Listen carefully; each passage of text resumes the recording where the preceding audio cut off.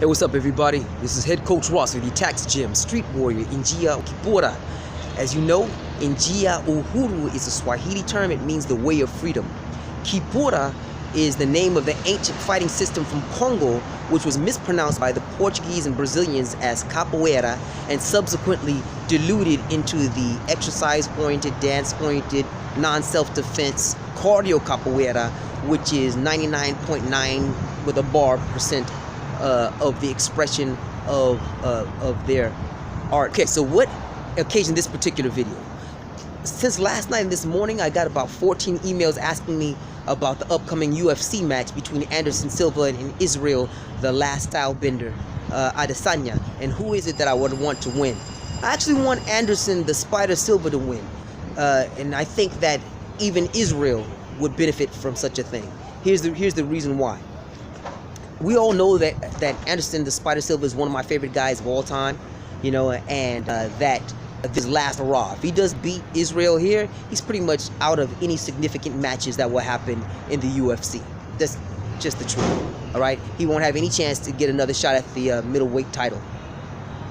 And he has the skills to defeat Israel because Anderson is the overall superior mixed martial artist. He has the superior grappling, he has the superior overall clinch work, striking and takedown from the clinch. But of course, Israel has, in my opinion, the distinct advantage in a boxing match, meaning more oriented toward the kickboxing range and kicking, as opposed to a kickboxing match, which is more oriented toward hand strikes, punches, and kicking. I think that Anderson is actually the better boxer, and I think Anderson has better close quarters boxing and elbow defense. That's what I think. But okay, I could be wrong. It's very, very close. And Israel Adesanya is the deserved favorite in this match. I think that it's going to be very difficult. Anderson, I don't know if Anderson will be able to win a decision against Israel Adesanya in a closely contested match. I think that's where politics plays a major role. Excuse me now, I'm over here in the alleyways and what have you, cars and things are dropping by. I'm on the streets, you know, I'm a street warrior, so I'm on the streets. So you're gonna have to deal with the sounds of the streets as I talk to you and answer your emails. Yeah, so in politics, I think politics will play a heavy role in who would win a close decision, and those politics would also, I think, display where the UFC is trying to go from this point forward insofar as the middleweight division and Israel Adesanya himself is concerned. If it's a close match that can go either way and Israel wins, it's because the UFC doesn't want to pay Anderson the money and wants to cultivate Israel Adesanya as his next star and cultivate the new rise of younger guys, you know, as the next, you know, as the true face, the current face of the UFC, and out with the older guard like Anderson Silva and Tyron Woodley, etc., so on and so forth. All right, in which case John Jones and Israel Adesanya would be the main faces of the new wave of guys, followed by Max Holloway and Henry Cejudo, and bring up the rear would be Killishaw.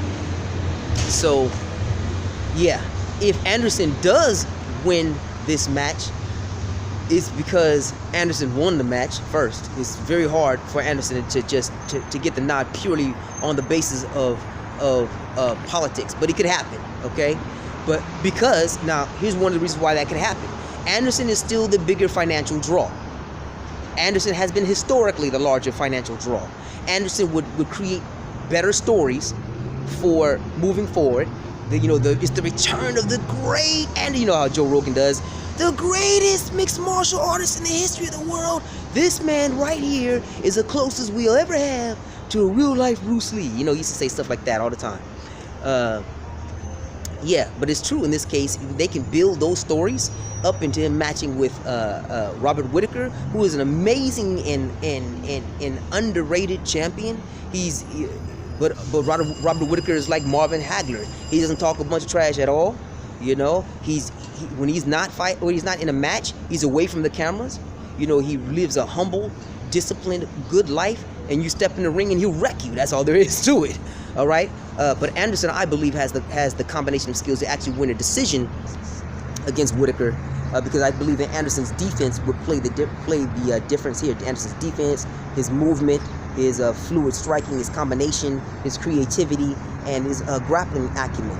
He has better submissions and better grappling defense than Whitaker does. Whitaker is a striker mainly. You know, he can do other stuff too, but we haven't seen him pull off any submissions or even attempt any submissions, to my knowledge. But he's mainly a striker with a ton of heart and an iron chin, and Anderson can outpoint those guys.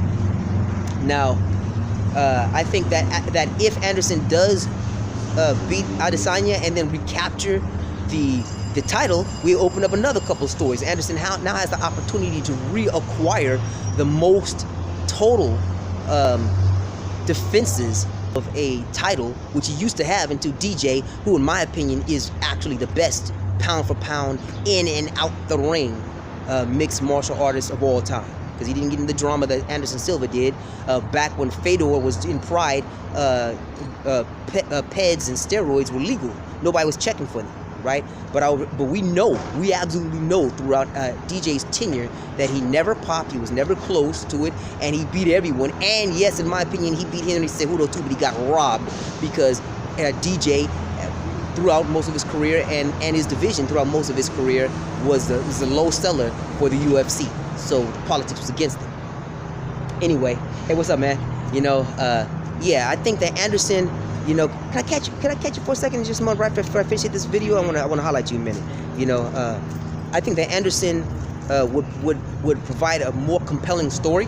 I think that if he beats Robert Whitaker in an incredible match, it would set up more incredible matchups in the middleweight division. And we all know that ahead of time that Anderson is looking to match with one of the Diaz brothers, rematch with Nate Diaz, and that is a money fight because Diaz himself is a draw. So you're looking at Anderson, who's historically one of the largest draws in the UFC, and he would be returned to that luster with a win over Israel Adesanya, and doubly so with a reacquisition of the middleweight belt, and scrapping with the Diaz brother. Hey, the UFC makes money. They win pretty much no matter who wins between Anderson and Israel. Who comes next champion?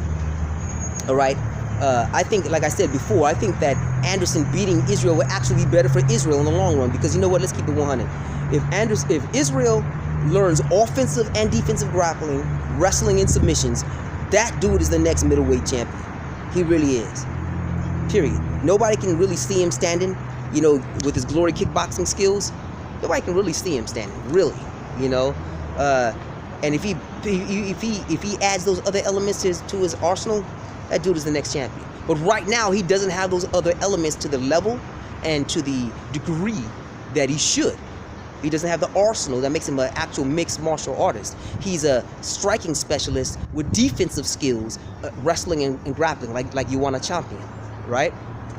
So I think that him losing this match would actually be better for him, and it would actually extend his career because he would wind up taking less blows.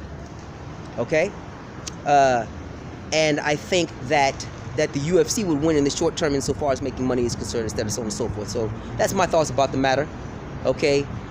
What are your thoughts? Drop it at the end of this video. Hey, go to my website, you know, googlesites.com/TaxGymStreetWarriorCapoeira. Support us there, you know.